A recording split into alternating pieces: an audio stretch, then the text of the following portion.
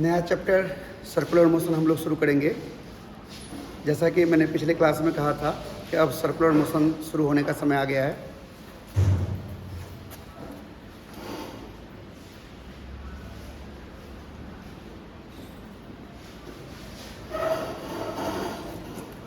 सबसे पहले ये जानते हैं कि सर्कुलर मोशन कहते किसे हैं।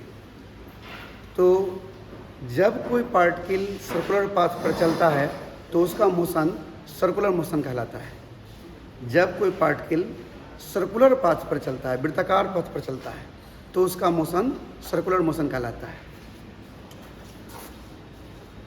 When an object travels over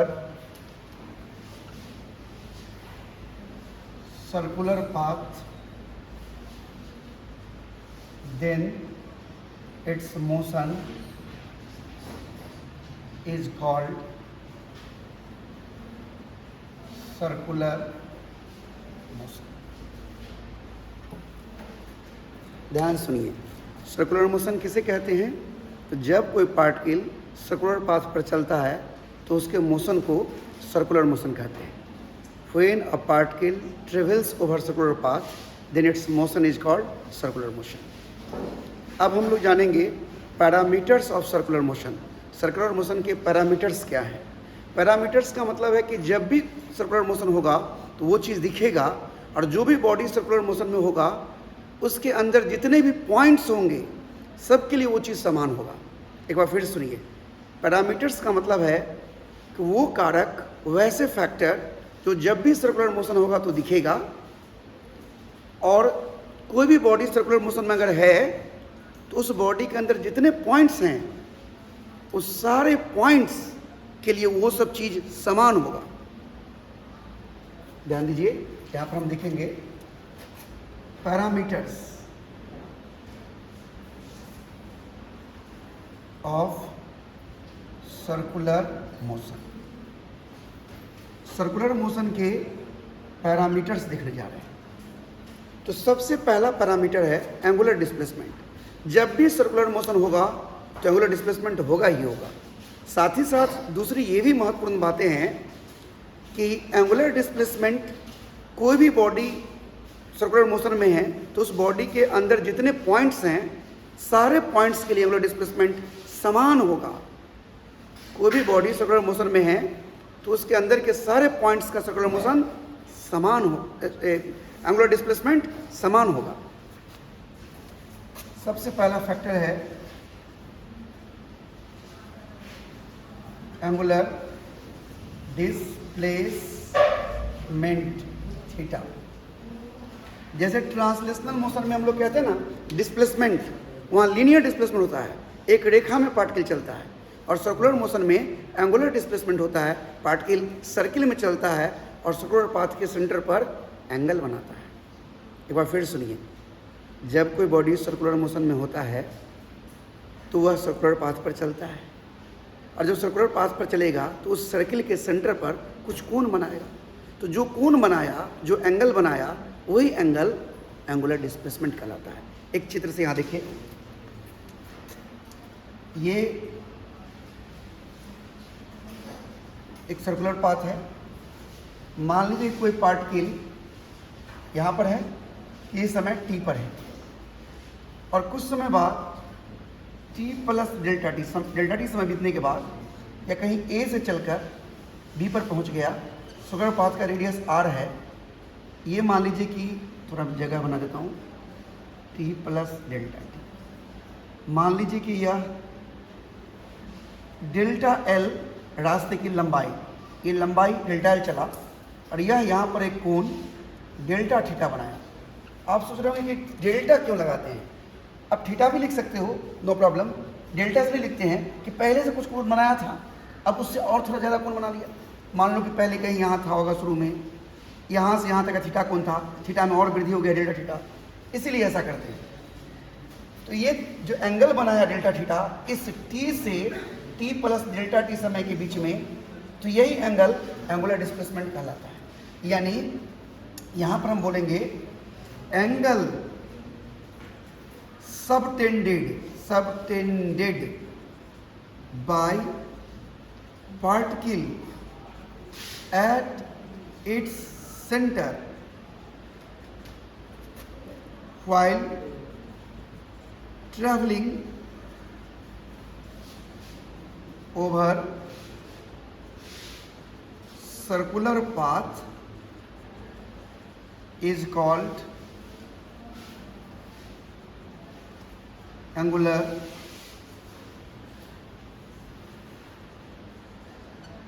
displacement। एक बार समझिए इस बात को जो मैंने लिखा है यहाँ, angle subtended by the particle. Subtend मतलब हुआ कि अंतरित करना, बनाना। तो कोण बनाया गया पार्टिकल के द्वारा, कहाँ पर? At its centre. एंगल बनाया गया पार्टिकल के द्वारा, कहाँ पर? सेंटर पर। वो एंगल क्या कहलाता है? Angular displacement. मैंने कहा angle subtended bye particle at its centre while travelling over circular path. जब वह सर्कुलर पाथ पर चलता है तब जो एंगल बनाता है सेंटर पर, वो कहलाता है एंगुलर डिस्प्लेसमेंट। एंगुलर डिस्प्लेसमेंट क्या है, समझ में आया? Angle subtended bye particle, particle के द्वारा बनाया कोण, कहाँ पर? सर्कुलर पाथ के सेंटर पर। कब? जब वो सर्कुलर पाथ पर चल रहा है तब। वही कहलाता है एंगुलर डिस्प्लेसमेंट। और कोई पार्टिकल जब सर्किल में चलेगा तो उसके अंदर के सारे पॉइंट्स के एंगुलर डिस्प्लेसमेंट समान होगा। इस बात को मैं थोड़ी देर बाद और अच्छे से बताऊंगा। दूसरा पॉइंट्स देखिए,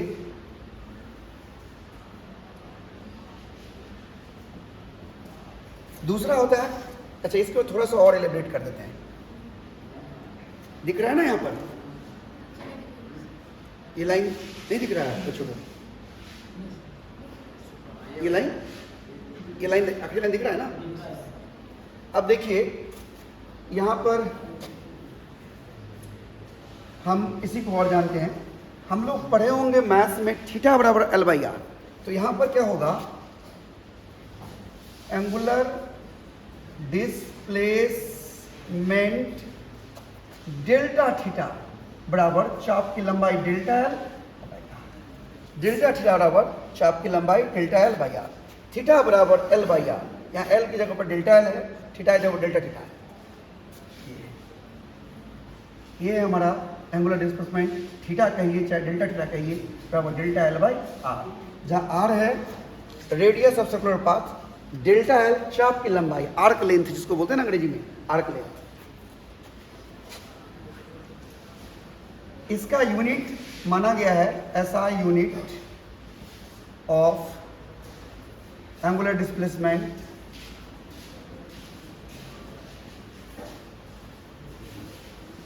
इज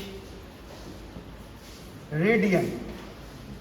रेडियन माना गया है। देखिए ऐसे तो कहेगा मीटर बाय मीटर कट गया, कुछ नहीं, पर ये रेडियन माना गया है, माना हुआ चाहिए। और इसका कोई डायमेंशन नहीं होता है। It is dimension less quantity. ये ध्यान में रखना है, एंगुलर डिस्प्लेसमेंट एक डायमेंशन लेस क्वांटिटी है, इसका कोई डायमेंशन नहीं होता है।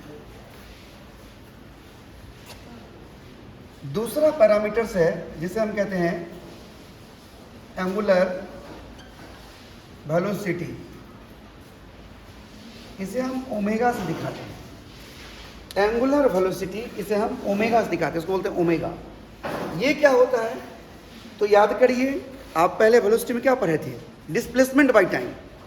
वहाँ पर सीधी रेखा में चल रहा था, डिस्प्लेसमेंट बाय टाइम। यहाँ पर सर्कुलर पाथ पर चल रहा है, तो यहाँ पर डिस्प्लेसमेंट की जगह पर बोलेंगे एंगुलर डिस्प्लेसमेंट बाय टाइम। ध्यान दीजिए, यहाँ पर बोलेंगे एंगुलर डिस्प्लेसमेंट बाय टाइम। क्या बोलेंगे? Angular displacement by time. यहाँ भी डिस्प्लेसमेंट बाय टाइम है, लेकिन यहाँ का डिस्प्लेसमेंट एंगुलर डिस्प्लेसमेंट है। तो ऐसे बोलेंगे angular velocity of a particle is defined as the ratio of angular displacement to time interval. ध्यान दीजिएगा, angular velocity of a particle, किसी पार्टिकल का angular velocity is defined as, वो परिभाषित होता है कैसे? The ratio of angular displacement to time interval. यहाँ पर इस फिगर को देखिए, एंगुलर डिस्प्लेसमेंट डेल्टा थीटा है और कितने समय में है? डेल्टा टी समय में। तो एंगुलर वेलोसिटी क्या होगा? Delta theta by delta t, यानी एंगुलर वेलोसिटी, यहाँ पर हम एवरेज की बात कर रहे हैं इसलिए मैं यहाँ एक शब्द लगा देता हूँ, ए भी मतलब average, average angular velocity omega average है। अभी मैं वेक्टर का साइन यूज नहीं कर रहा हूँ, वास्तव में ये सब वेक्टर है, लेकिन इसके बारे में बातें रोटेशनल डायनामिक्स में होगी, डायरेक्शन के बारे में। अभी डायरेक्शन के बारे में बात करेंगे तो ज़्यादा आप उलझ जाएंगे, क्योंकि एक्सिस ऑफ रोटेशन अभी आप नहीं जानते हैं। Average angular velocity equal to क्या होगा? एंगुलर डिस्प्लेसमेंट डेल्टा थीटा बटा टाइम इंटरवल डेल्टा। ये है हमारा delta omega by delta t. आप सिंपली इसको थीटा बाई टी भी कह सकते हो, बहुत लोग थीटा बाई टी ही कहते हैं, उसको कोई फर्क नहीं पड़ता है। ये हमारा एवरेज एंगुलर वेलोसिटी। अब इसका ऐसा यूनिट अगर हम लिखेंगे, ऐसा यूनिट ऑफ एंगुलर वेलोसिटी तो क्या हो जाएगा? रेडियन पर सेकेंड। शॉर्ट में रेडियन को रैड लिखते हैं, आरएडी, रैड पर सेकेंड। और dimension and it's dimensional formula. ध्यान दीजिएगा, रेडियन का कोई डायमेंशन होता नहीं है, टाइम का होगा t-1 बस। आप लोग वीडियो को रोककर स्क्रीनशॉट ले लीजिए, फिर हम आगे बढ़ेंगे।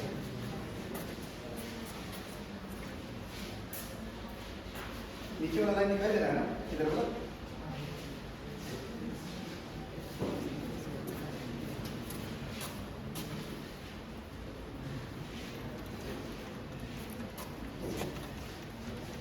ये लाइन दिखाई दे रहा है ना, ये लाइन बस।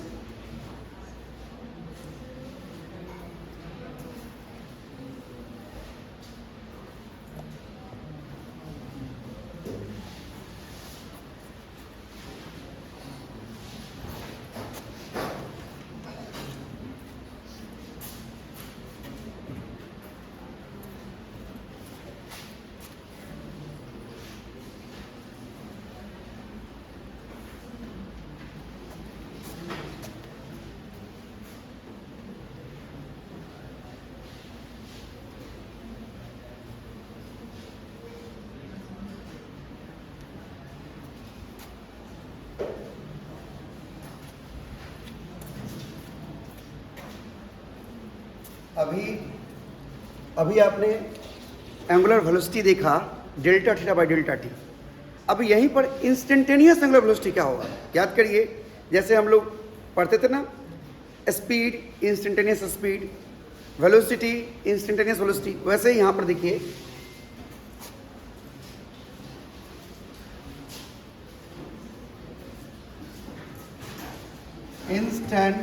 इंस्टेंटेनियस एंगुलर वेलोसिटी ओमेगा बराबर, देखिए यहाँ पर एवरेज का जो एक साइन था ये मैंने हटा दिया, इंस्टेंटेनियस देखिए हट गया, ये बराबर limit delta t tends to 0 delta theta by delta t, यानी यही हो गया ओमेगा बराबर d theta by d t. ये हमारा इंस्टेंटेनियस, यानी थीटा को समय के साथ डिफरेंशिएट करेंगे तो हमें इंस्टेंटेनियस एंगुलर वेलोसिटी मिल जाएगी। अब देखते हैं हम एंगुलर एक्सेलरेशन। अभी हम देखेंगे पहले angular acceleration. Angular acceleration alpha, इसमें अल्फास दिखाते हैं। आप लोग लीनियर एक्सेलरेशन पढ़े थे, जब कोई पार्टिकल सीधी रेखा में चल रहा था तो वहाँ एक्सेलरेशन को ए से दिखाते थे, लेकिन यहाँ अल्फास दिखाते हैं। एंगुलर एक्सेलरेशन, वहाँ पर हम लोग क्या बोले थे? हम लोग वहाँ पर बोले थे कि change in velocity per unit time, इकाई समय में वेग में जो परिवर्तन होता है उसे हम त्वरण कहते हैं। The rate of change in velocity with respect to time is called acceleration. यहाँ बोलेंगे the rate of change in angular velocity इसमें सिर्फ एंगुलर वर्ड लग गया, बाकी सब वही है। एक बार फिर सुनिए, the rate of change in angular velocity with respect to time is called angular acceleration. क्या बोलेंगे? The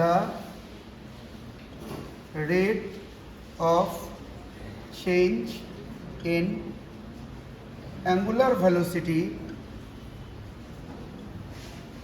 with respect to time is called angular acceleration। इसीलिए therefore average angular acceleration alpha बराबर ध्यान दीजिएगा, ये एवरेज का निशान है, delta omega change in angular velocity, delta मतलब चेंज इन एंगुलर वेलोसिटी और टाइम।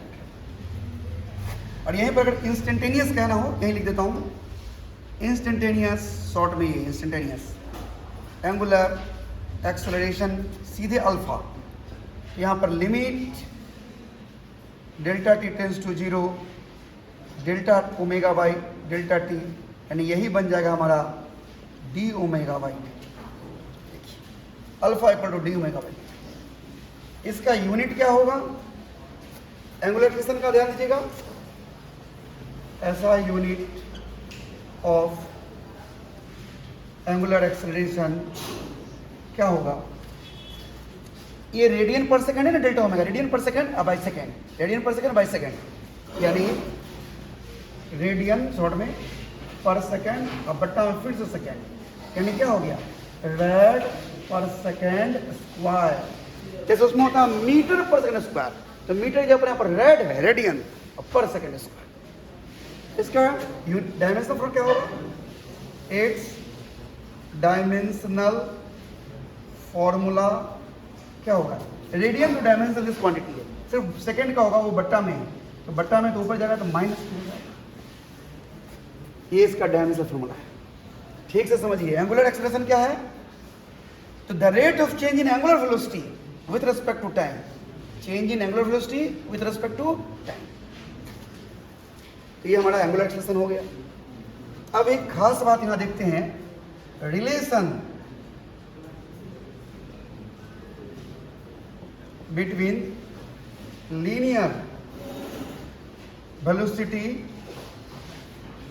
v है एंड एंगुलर वेलोसिटी ओमेगा। ये सारी बातें 9th क्लास में भी सर्कुलर मोशन में पढ़ाई होती है, हो सकता है आप लोग पढ़े भी हों। Relation between linear velocity v and angular velocity omega. जरा गौर से देखिए इस फिगर को, यहीं से सारा बात निकल कर आएगा।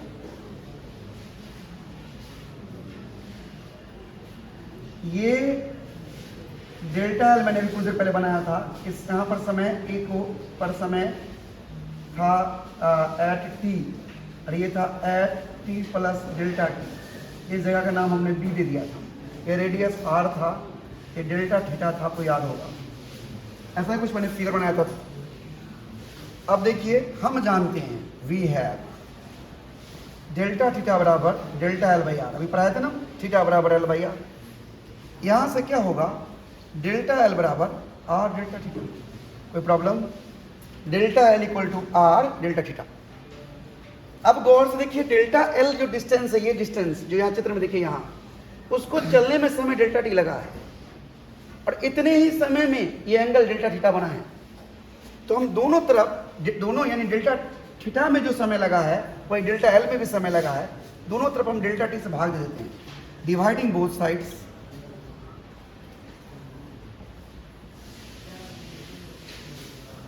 Bye delta t. क्या होगा? Delta L by delta t और r delta theta by delta t. अब दूरी बट्टा समय क्या होता है? चाल, यानी v बराबर r delta theta by delta क्या होता है? ओमेगा। अभी कुछ देर पहले पढ़ा है, यानी v बराबर आर ओमेगा का रिलेशन होता है। लीनियर वेलोसिटी v क्या है? लीनियर वेलोसिटी, और r क्या है? रेडियस, और ओमेगा एंगुलर वेलोसिटी। ये ध्यान में रखिएगा, v बराबर r omega, linear velocity v equal to radius into angular velocity. अब इसके मदद से हम अगर कोई रॉड या कोई बॉडी सर्कुलर मोशन में है तो लीनियर वेलोसिटी भी और एंगुलर वेलोसिटी ओमेगा में हम रिलेशन जान सकते हैं। हम यहीं से अगले क्लास में बात करेंगे, इसका अगला वीडियो में यहीं से बातें शुरू होगी, आप इसे नोट कर लीजिए।